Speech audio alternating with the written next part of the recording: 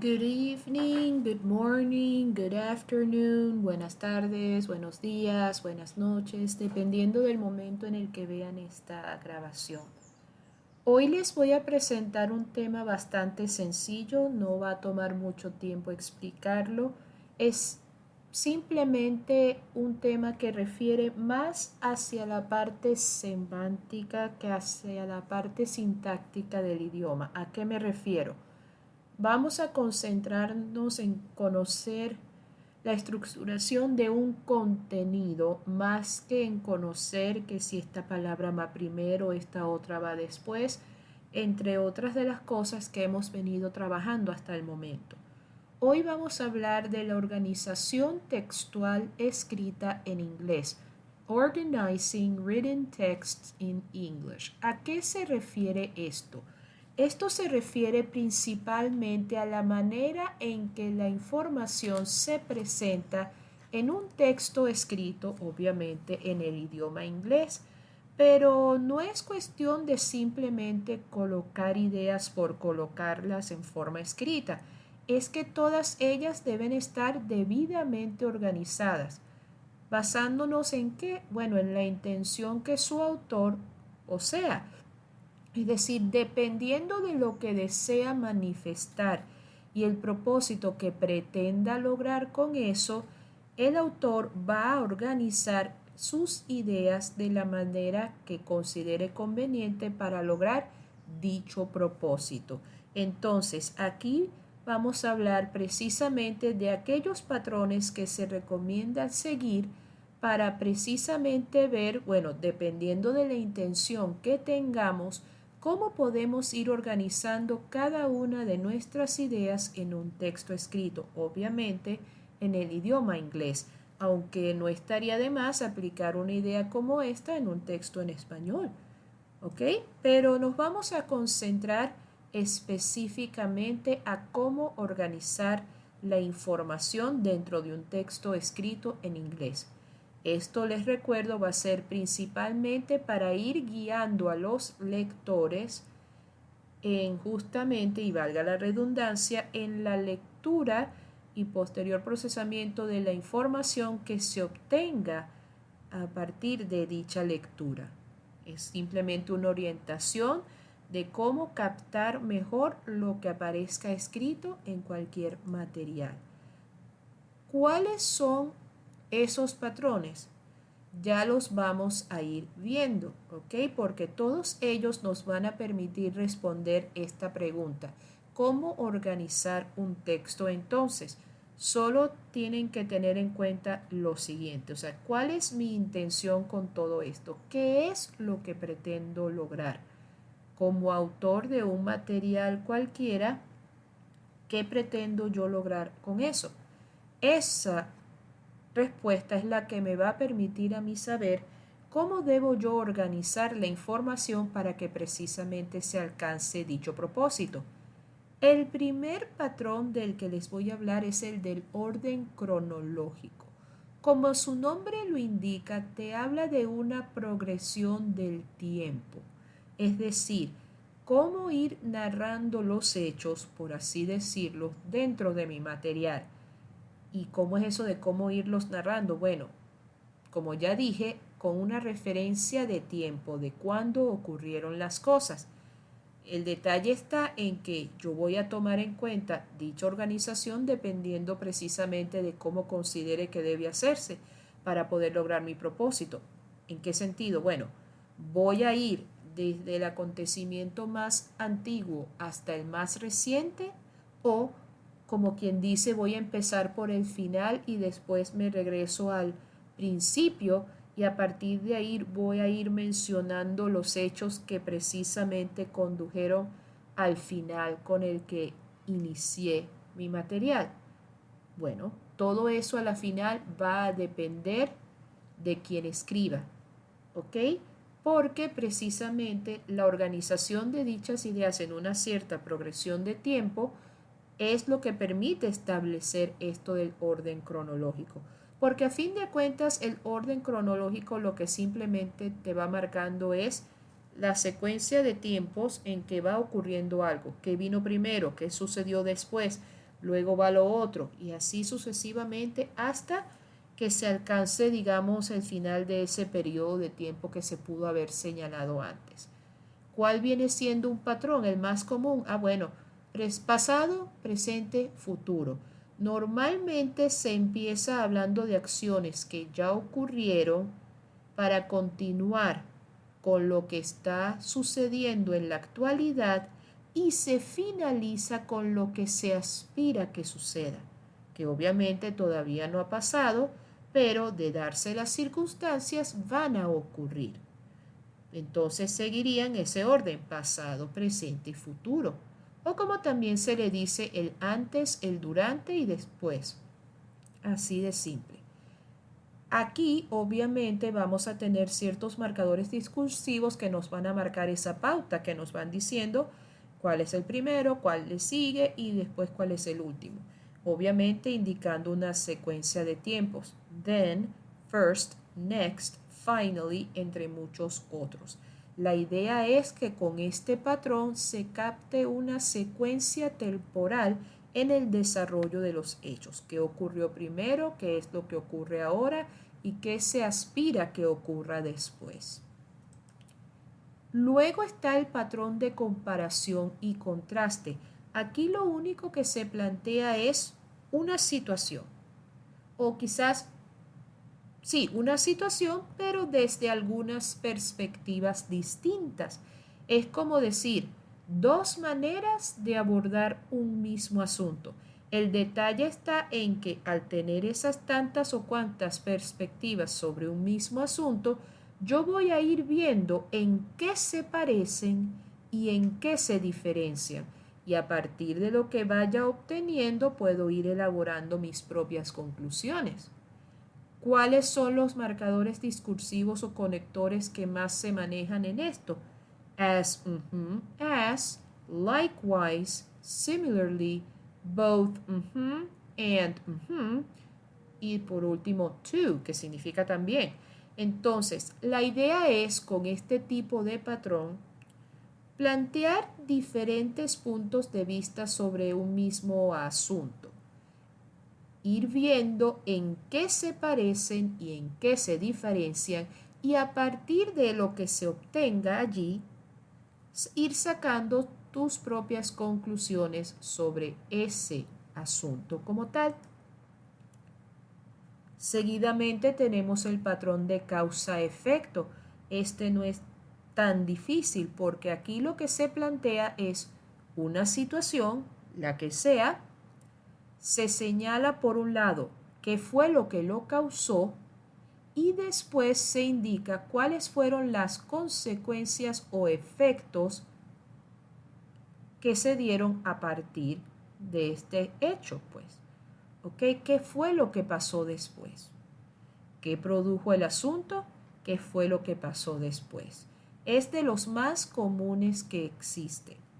Aquí podríamos ver conectores o marcadores discursivos como therefore, so, thus, as a result, since, because, entre muchos otros. Pero la intención con este patrón es simplemente desarrollar un tema, o sea, mencionarlo como tal, pero cuando ya se dijo de qué se está hablando, se menciona por un lado qué fue lo que produjo todo eso, la causa, y qué fue lo que pasó después, el efecto. Esto también se le conoce como causa-consecuencia. ¿Qué fue lo que pasó? ¿Por qué pasó? Y a partir de allí, ¿qué fue lo que vino ocurriendo? Tan simple como eso. Aquí están entonces los conectores que podemos utilizar y ya sabemos que la idea es simplemente señalar qué fue lo que causó la ocurrencia de algo y cuáles fueron los resultados a partir de ahí. Después viene el patrón de solución de problemas. En este tipo de patrón de organización textual, lo primordial es que se plantea una situación problemática. No tiene que ser necesariamente un conflicto, es simplemente algo que ha venido ocurriendo. Pero el asunto está en que se describe brevemente la situación problemática y a partir de allí se plantea no una, sino que se plantean varias opciones para resolver esa situación problemática. ¿Por qué hablo en plural? Porque la idea es que quien lea ese material decida qué hacer para solucionar el problema allí planteado. Si te dejan una sola opción, va a sonar como algo impuesto, como que esto es lo único que puede hacerse y ya. No es la idea. La intención es que a partir de lo que tú vas viendo, tú decidas qué hacer con esa información. Entonces se te van a presentar varias opciones y tú como lector vas a decidir cuál de ellas tomar. La cual va a ser obviamente la que consideres que es la más viable, la más fácil, la más inmediata, como la consideres. ¿Cuáles son los conectores o marcadores discursivos más comunes en este patrón? Issue, solve, how, therefore, entre otros. La idea es que sean aquellos que me permitan no solo reconocer cuál es la situación conflictiva, sino que además ir viendo cuáles son las opciones que se me plantean de forma tal que no me sea tan complicado elegir la solución que más me convenga. Seguidamente está el patrón de ventajas y desventajas, en inglés pros and cons. Aquí simplemente se trata de uno plantear su punto de vista sobre un tema. Pero la idea no es solo describirlo y ya está, es que además tú señales cuáles son los puntos a favor y cuáles son los puntos en contra de lo que tú estás planteando al ir hablando de lo que piensas acerca de. Y esto, por cierto, tiene mucho que ver con lo que es un ensayo, porque el ensayo es un tipo de texto narrativo donde tú te permites hablar sobre un tema, pero no solo desde una perspectiva muy teórica, sino que además en ciertos apartados tú vas incluyendo cuál es tu posición respecto a esa parte del tema. Y no es solo hablar de ella, es que además señales que está a favor y que está en contra de eso que tú vas planteando. ¿Ok? Pero ahí hay una palabrita que es bastante determinante en este aspecto, argumentativo. Este es un tipo de texto donde tú, aparte de plantear tu punto de vista, vas a justificarlo, es decir, vas a señalar las razones por las cuales tú dices lo que dices, tú haces lo que haces. En este caso, las razones que vas a necesitar son aquellas por las cuales se señalan estos puntos a favor y se señalan los otros puntos en contra. Tan sencillo como eso. ¿Cuáles son los conectores más comunes en este tipo de patrón? On the other hand, in contrast, there are certain advantages or disadvantages, one of the major advantages or disadvantages, entre muchos otros, que me permitan a mí como autor poder ir describiendo cuáles son los aspectos a favor y cuáles son los aspectos en contra de lo que voy desarrollando en mi material. ¿Ok? Y obviamente al lector esto le va a permitir qué es lo que se ve de una forma positiva y qué es lo que se ve de una manera negativa respecto al tema que va a ir leyendo o conociendo. Y por supuesto luego está el patrón de proceso, que como su nombre indica o sugiere, la intención de este patrón de organización textual es simplemente explicar cómo hacer algo, como si fuese un manual de instrucciones, pues para hacer la analogía. Entonces te van a ir indicando una serie de pasos a seguir y que por supuesto deben respetarse si es que uno quiere alcanzar cierto y determinado propósito. Generalmente en este tipo de patrones, aparte de ciertas palabras como then, after that, while, before, the last step, entre otros, se utilizan números ordinales, que son aquellos números que lejos de indicarte cantidades, lo que te indican es un orden o posición. First, second, third, fourth, fifth, etc. ¿Qué significa eso? Primero, segundo, tercero, cuarto, quinto, bueno, y se irán mencionando todos los que se puedan hasta llegar al último paso o al último elemento que se deba mencionar. ¿Ok? Y por supuesto está el patrón de descripción, donde aquí lo que se pretende es simplemente detallar las características esenciales del tema que se está desarrollando. Puede ser algo concreto como puede ser algo abstracto. El caso es que lo que necesito hacer como autor es que quien lea mi trabajo perciba los detalles de todo aquello que le quiera transmitir, que pueda percibir cómo es algo o cómo es alguien con todos los detalles que yo le pueda aportar. Acuérdense que a la final la descripción lo que es simplemente un proceso en el cual tú detallas las características esenciales de algo o en su defecto de alguien, todo depende, ¿ok? De lo que uno esté hablando. En este tipo de patrones lo que uno más va a conseguir son adjetivos, que son precisamente aquellas palabras que describen o califican a un sustantivo, es decir, te dan características de algo o quizás de alguien. Entonces, estas son las palabras que van a predominar, pero también se pueden utilizar preposiciones, de hecho, son las otras palabras que también abundan. Acuérdense que las preposiciones son aquellas clases de palabras que te permiten asociar o relacionar palabras distintas dentro de un mismo texto. Entonces, si la idea es ir detallando ideas o características, me disculpan la redundancia, pues uno lo puede hacer a través de descripciones, pues va dando detalles puntuales sobre algo y con las preposiciones voy a ir relacionando cada una de esas ideas. Por supuesto, no podría faltar el patrón de organización de opinión.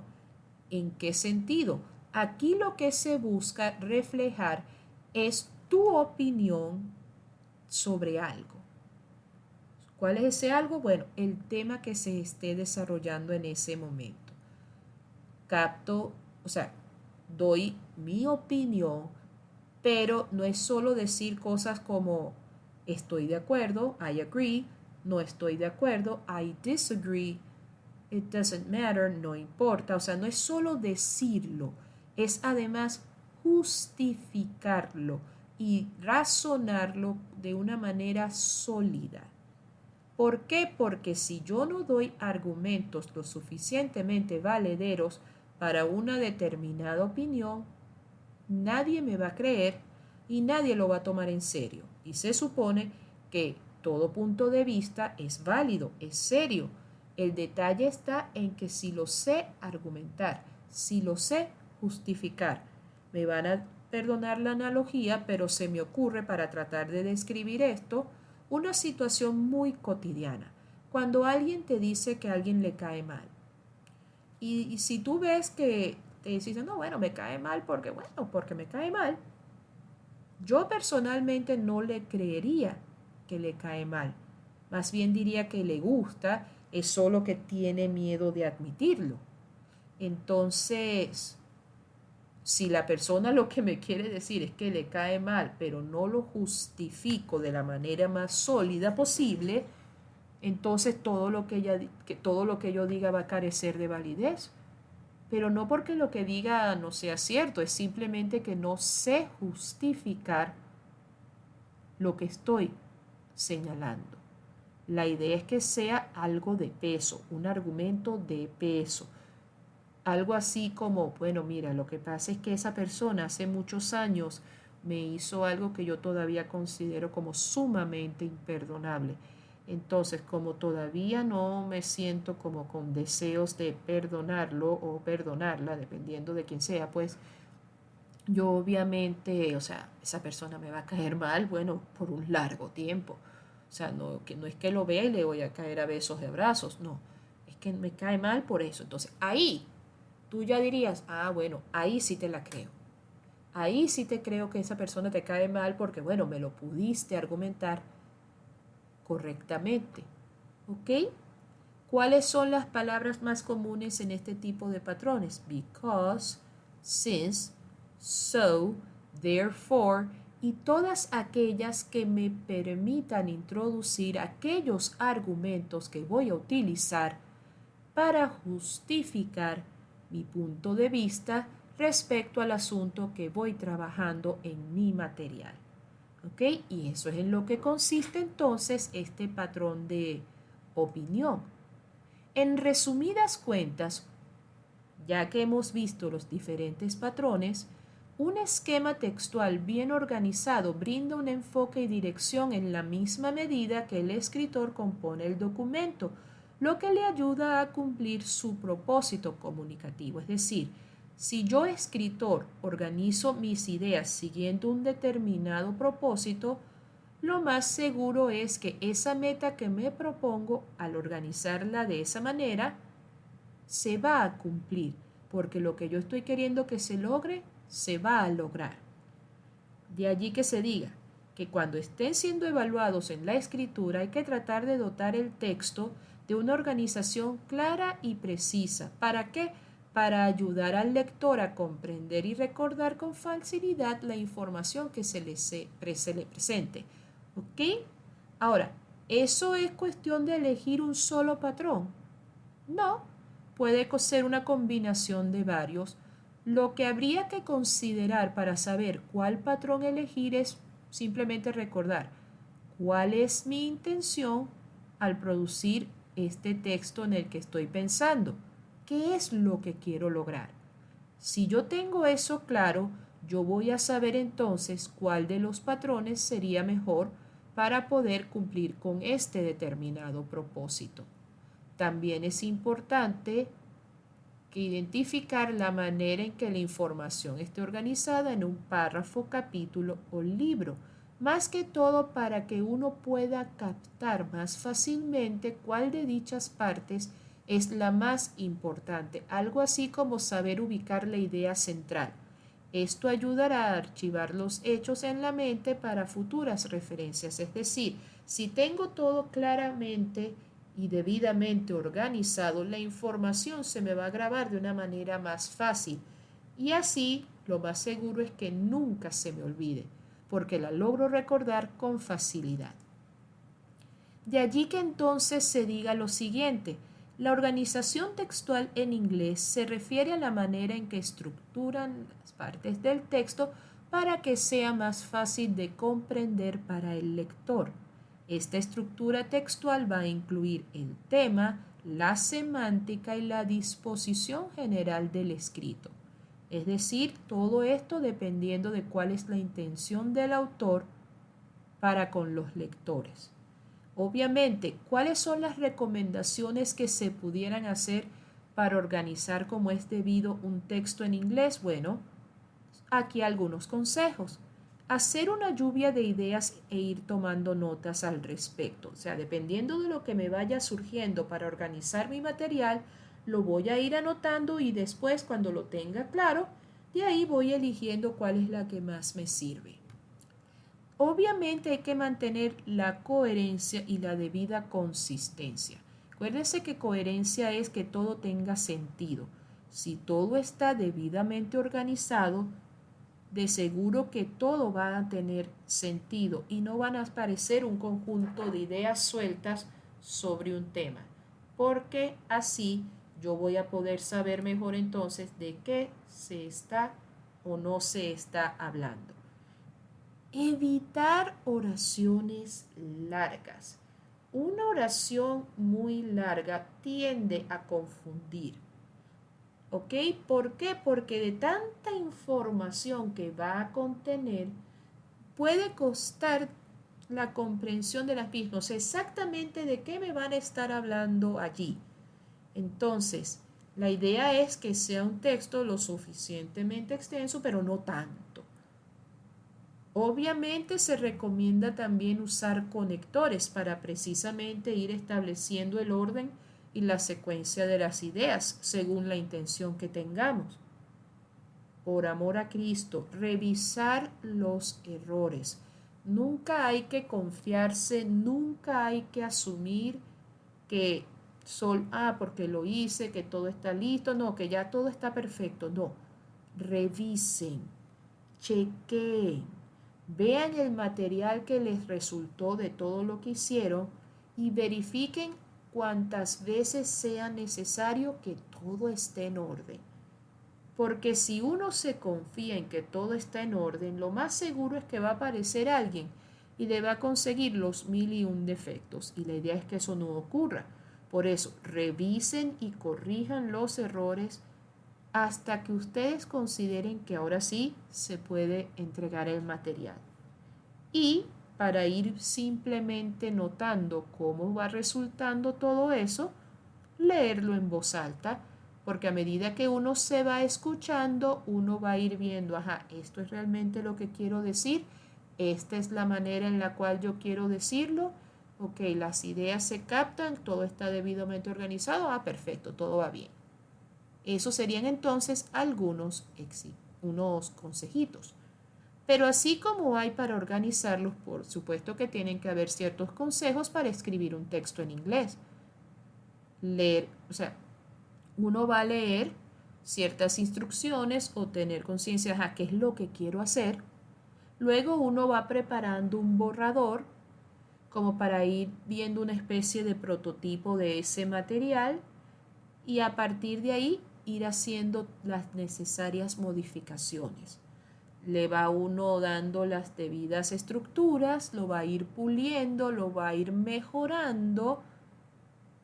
Muy importante, si se le asigna un número determinado de palabras, la idea es no pasarse del límite que nos indicaron. Si me dijeron 500 palabras, yo no puedo tener 510 ni 520, cualquier número superior a 500, no debo. O sea, la intención es que no me pase de allí. Por eso es que también, una de las tantas razones por las cuales también se recomienda no revisar, todos y cada uno de los posibles errores que pueda tener el material para asegurarme de que todo cumpla esta restricción que me están indicando. Y por supuesto, hasta que uno esté conforme, revisar el trabajo antes de presentarlo, porque nada caería peor que cuando uno ya está listo frente a un auditorio lleno de gente, las diapositivas montadas en la pantalla y de repente cuando te das cuenta cualquier cantidad de errores te van a aparecer en la pantalla, en sonido estéreo, con todas las combinaciones de luces y colores habidas y por haber, etc. Ahora, estos son detalles específicos. ¿Cuáles podrían ser unas recomendaciones generales, más que todo a nivel de la estructura? Bueno, procurar que ese texto en inglés tenga una introducción, un desarrollo y una conclusión o cierre. O sea, que se mantenga esa estructura base. ¿Ok? Y aquí un poquito de ideas para mejorar un poco la comprensión lectora. Es decir, basándonos en estos patrones de organización que podamos tener, obviamente esos van a influir en nosotros como productores de materiales escritos, pero estos me podrían también orientar a la hora de yo leer cualquier material en inglés. Por supuesto que sí. Vamos a ver cuáles serían esas estrategias que podrían ayudarme a partir de estos patrones de organización para yo tener una mejor comprensión de un texto escrito en el idioma anglosajón. Vamos a ver entonces. La primera, fomentar la lectura regular, o sea, leer constantemente a medida que yo me vaya adentrando cada vez más en el idioma, así sea de a poquito. Por supuesto que mi comprensión va a mejorar porque al ir conociendo nuevas palabras, mi vocabulario se va ampliando y eso me va a permitir, en algunos casos sin la ayuda de diccionario, tener mejor comprensión de lo que ahí se me está indicando. Lectura compartida, que no te quedes solamente tú leyendo cualquier material, es que aprovecha de leerlo con alguien más que tenga más o menos las mismas necesidades o asuntos que tratar que tú, para que después puedan ir comparando sus ideas y bueno, tal vez sacar una conclusión conjunta respecto a ese tema, pues. Obviamente esto va a permitir desarrollar el vocabulario, te va a permitir enfocarte en la comprensión visual, es decir, ver y reconocer qué es lo que tienes enfrente. También te va a permitir trabajar esas preguntas de comprensión que no son aquellas, sino otras, perdón, que aquellas que te dicen, ajá, ¿qué piensas tú acerca de? ¿Estás de acuerdo con lo que dice el autor en la línea tal? Y así sucesivamente. Lectura en voz baja, para que también tú te escuches pronunciando cada una de las palabras en inglés, entre otras cositas. Tener en lo posible marcadores de lectura. ¿Cuáles son estos? Los que yo puedo utilizar para decir, bueno, voy a hacer una pausa por acá y dentro de un rato o quizás más adelante simplemente llego hasta allí y continúo con mi lectura. Hay que tratar de manejar libros que estén en un nivel apropiado, es decir, que vaya acorde con nuestro propio nivel de conocimientos. ¿Por qué? Porque si soy, por ejemplo, una persona que no se ha formado debidamente, no ha sido lo suficientemente escolarizado y le presento de repente un texto de física nuclear, obviamente jamás ni nunca lo va a entender, al menos sin explicación. Tampoco es la idea que si yo soy una persona que he estudiado bastante, no puedo tampoco ponerme en un nivel donde donde todo se expresa en diminutivos, por ejemplo, todo es muy sencillo, todo se percibe como algo muy genérico, ¿no? La idea es que sea un buen término medio, lo suficientemente claro y preciso para que tú sepas de qué hablan y así también verificar que esté acorde con lo que son tus capacidades, pues. Bueno, con grupos de lecturas donde cada quien pueda ir compartiendo sus puntos de vista, aprovechando la era tecnológica en la que estamos, aprovechar la gran cantidad de recursos en digital, ir fomentando la creación de bibliotecas y clubes de lectura y por supuesto, bueno, premiar el logro. ¿En qué sentido? Bueno, si voy captando esto, ya yo sé que bueno, lo que me pongan enfrente lo voy a poder trabajar sin inconveniente alguno. Entonces, bueno, eso serían algunas actividades o sugerencias para precisamente fortalecer esto de la comprensión lectora en inglés. Esto sería entonces todo por esta clase pregrabada número 8. Ante cualquier duda, por favor, me consultan vía por el grupo de WhatsApp, personalmente en clases o simplemente cuando tengan chance de hacerlo, ¿ok? See you next class, chicos. Nos vemos la clase que viene.